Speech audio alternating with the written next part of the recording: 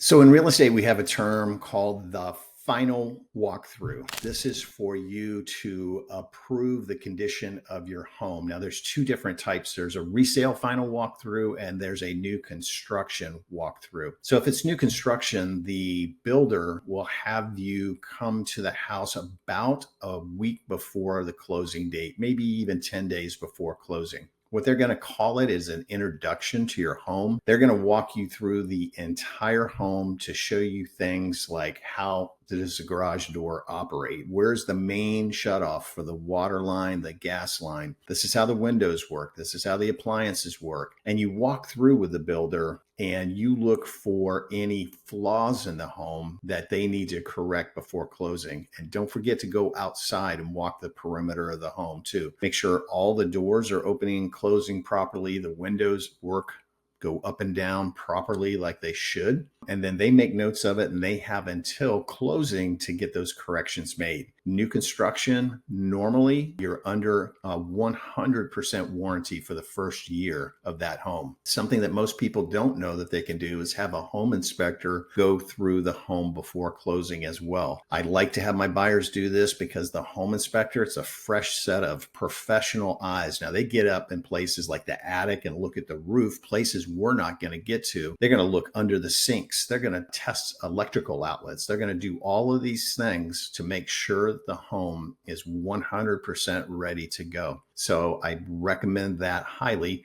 And then when you're buying from us, we'll give you an email about 11 months later and we'll say, hey, you're coming up on your year anniversary. You might want to have another inspection on your home while you're 100% under warranty so you can get the builder out there to correct that. In a resale, the final walkthrough is basically to go through the house and make sure all the appliances are there that were part of the contract. Make sure that nothing happened when the sellers were moving out, like a moving company knocked a hole in the wall when they're moving the couches out or something crazy like that. You should have already, by that point, you should have already had the power, the cable, the water, and everything switched over to your name for the day of closing. Have all of that lined up. And then at the closing table, boom, you get possession of the home at that point. Again, home inspection, very, very important. And you can bring in anybody that you want, a licensed home inspector, air conditioning person, roofer, pest control company to look for termites. All of those I recommend. Now, some of our licensed inspectors here in the state of Florida are licensed to do termite inspection, mold inspection, typically not roof, normally not air conditioning, but